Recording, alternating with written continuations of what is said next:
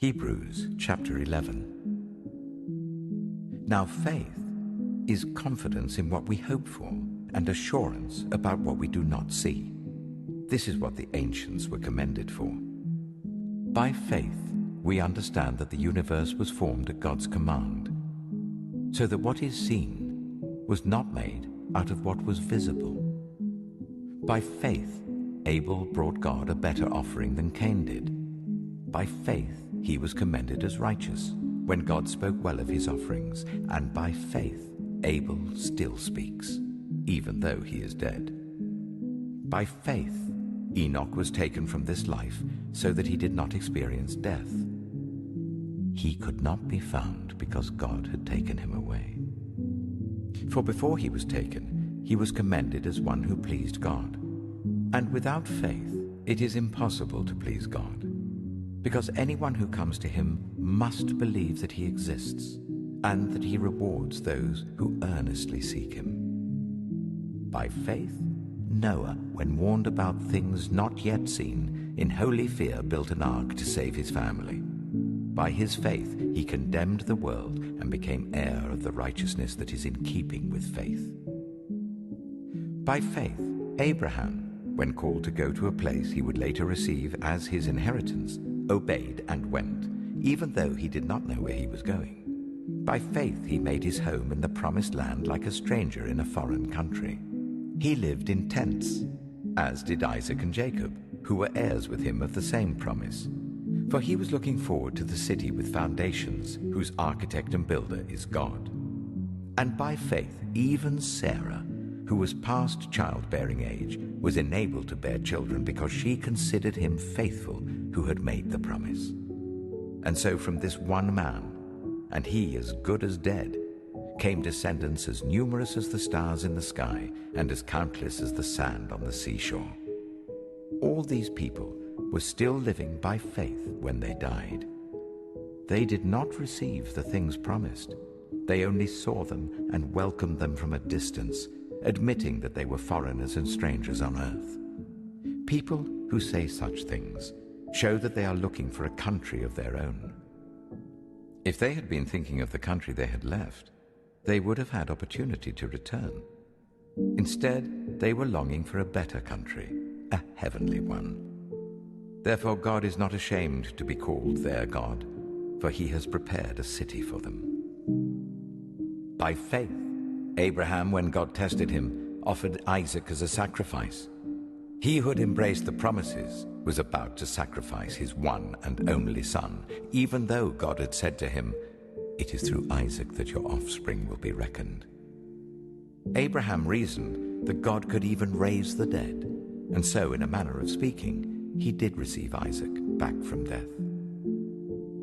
By faith, Isaac blessed Jacob and Esau in regard to their future. By faith, Jacob, when he was dying, blessed each of Joseph's sons and worshipped as he leaned on the top of his staff. By faith, Joseph, when his end was near, spoke about the exodus of the Israelites from Egypt and gave instructions concerning the burial of his bones. By faith, Moses' parents hid him for 3 months after he was born, because they saw he was no ordinary child and they were not afraid of the king's edict. By faith, Moses, when he had grown up, refused to be known as the son of Pharaoh's daughter. He chose to be ill-treated along with the people of God, rather than to enjoy the fleeting pleasures of sin. He regarded disgrace for the sake of Christ as of greater value than the treasures of Egypt, because he was looking ahead to his reward. By faith he left Egypt, not fearing the king's anger. He persevered because he saw him who is invisible. By faith he kept the Passover and the application of blood, so that the destroyer of the firstborn would not touch the firstborn of Israel. By faith the people passed through the Red Sea as on dry land, but when the Egyptians tried to do so, they were drowned. By faith the walls of Jericho fell after the army had marched round them for 7 days. By faith the prostitute Rahab, because she welcomed the spies, was not killed with those who were disobedient. And what more shall I say? I do not have time to tell about Gideon, Barak, Samson, and Jephthah, about David and Samuel and the prophets, who through faith conquered kingdoms, administered justice, and gained what was promised, who shut the mouths of lions, quenched the fury of the flames, and escaped the edge of the sword, whose weakness was turned to strength, and who became powerful in battle and routed foreign armies. Women received back their dead, raised to life again. There were others who were tortured, refusing to be released, so that they might gain an even better resurrection. Some faced jeers and flogging, and even chains and imprisonment. They were put to death by stoning. They were sawn in two. They were killed by the sword. They went about in sheepskins and goatskins, destitute, persecuted and ill-treated. The world was not worthy of them. They wandered in deserts and mountains, living in caves and in holes in the ground. These were all commended for their faith, yet none of them received what had been promised, since God had planned something better for us, so that only together with us would they be made perfect. Psalm 37. Do not fret because of those who are evil, or be envious of those who do wrong. For like the grass they will soon wither, like green plants they will soon die away. Trust in the Lord and do good. Dwell in the land and enjoy safe pasture. Take delight in the Lord, and he will give you the desires of your heart. Commit your way to the Lord. Trust in him, and he will do this. He will make your righteous reward shine like the dawn, your vindication like the noonday sun. Be still before the Lord, and wait patiently for him. Do not fret when people succeed in their ways, when they carry out their wicked schemes. Refrain from anger and turn from wrath. Do not fret. It leads only to evil. For those who are evil will be destroyed, but those who hope in the Lord will inherit the land. A little while, and the wicked will be no more. Though you look for them, they will not be found. But the meek will inherit the land and enjoy peace and prosperity. The wicked plot against the righteous and gnash their teeth at them. But the Lord laughs at the wicked, for he knows their day is coming. The wicked draw the sword and bend the bow to bring down the poor and needy, to slay those whose ways are upright. But their swords will pierce their own hearts, and their bows will be broken. Better the little that the righteous have than the wealth of many wicked. For the power of the wicked will be broken, but the Lord upholds the righteous. The blameless spend their days under the Lord's care, and their inheritance will endure forever. In times of disaster they will not wither. In days of famine they will enjoy plenty. But the wicked will perish.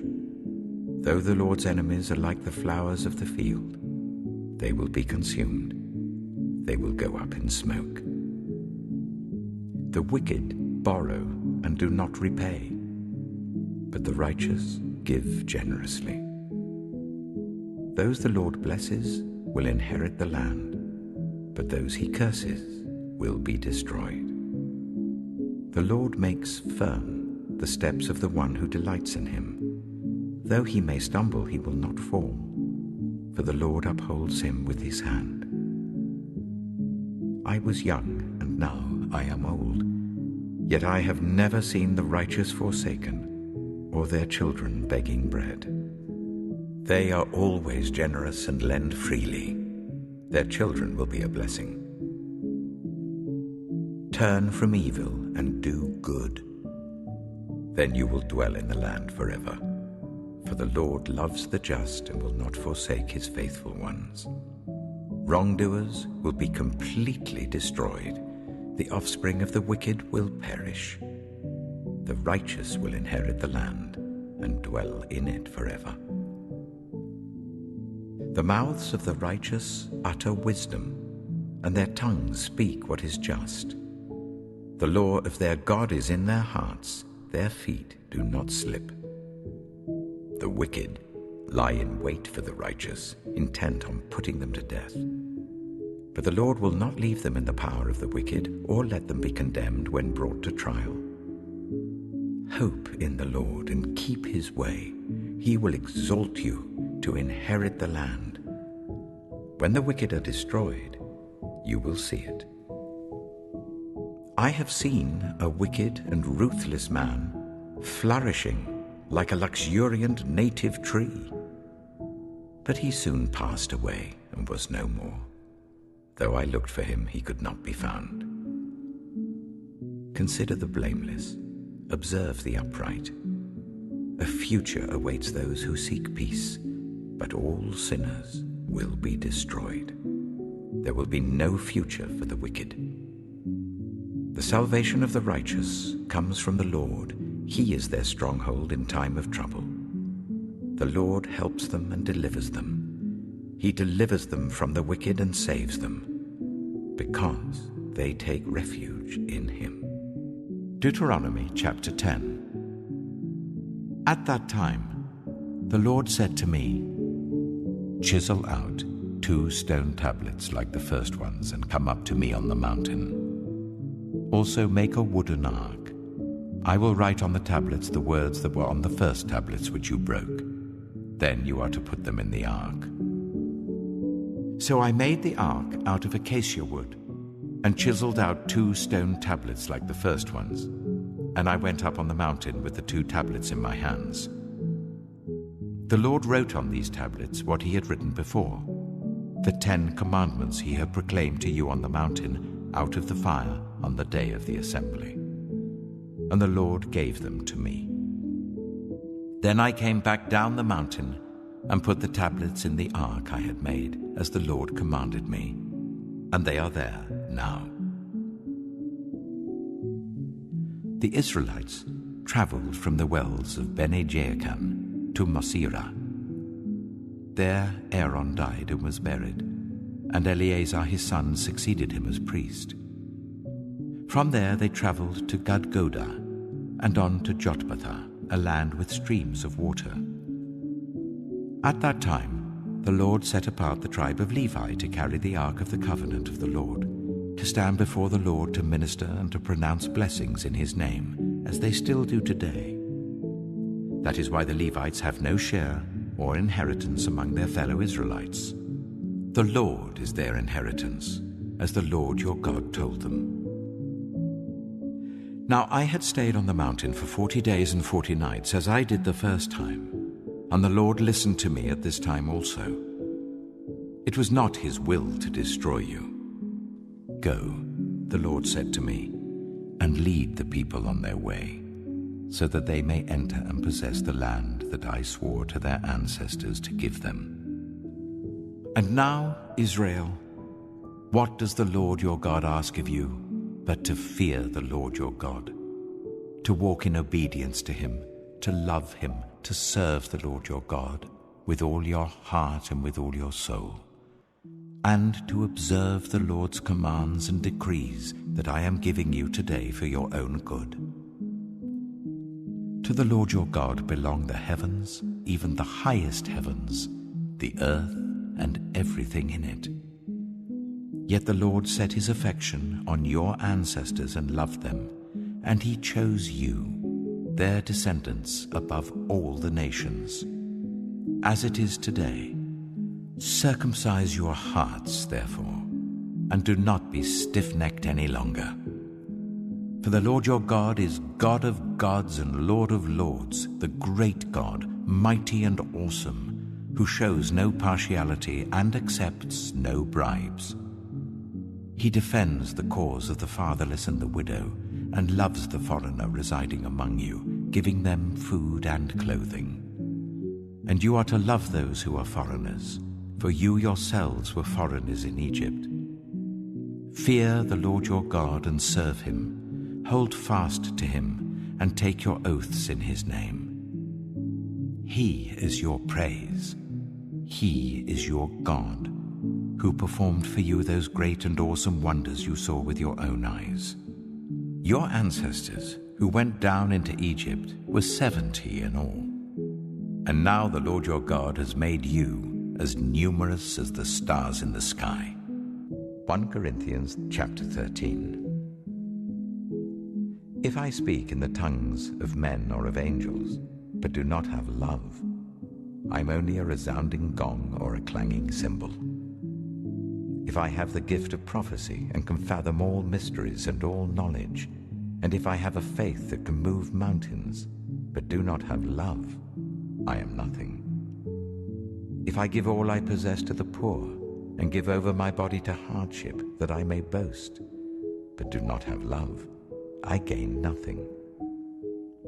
Love is patient. Love is kind.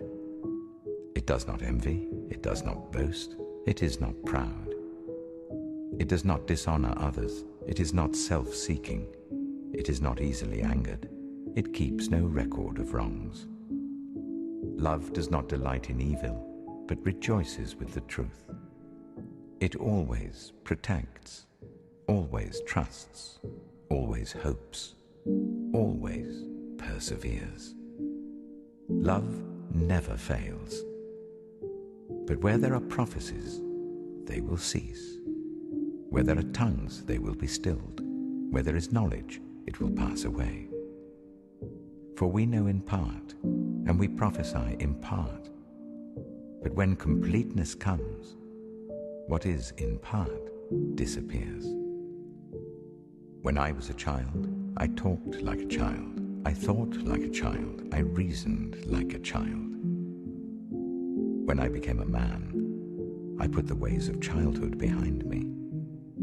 For now, we see only a reflection, as in a mirror.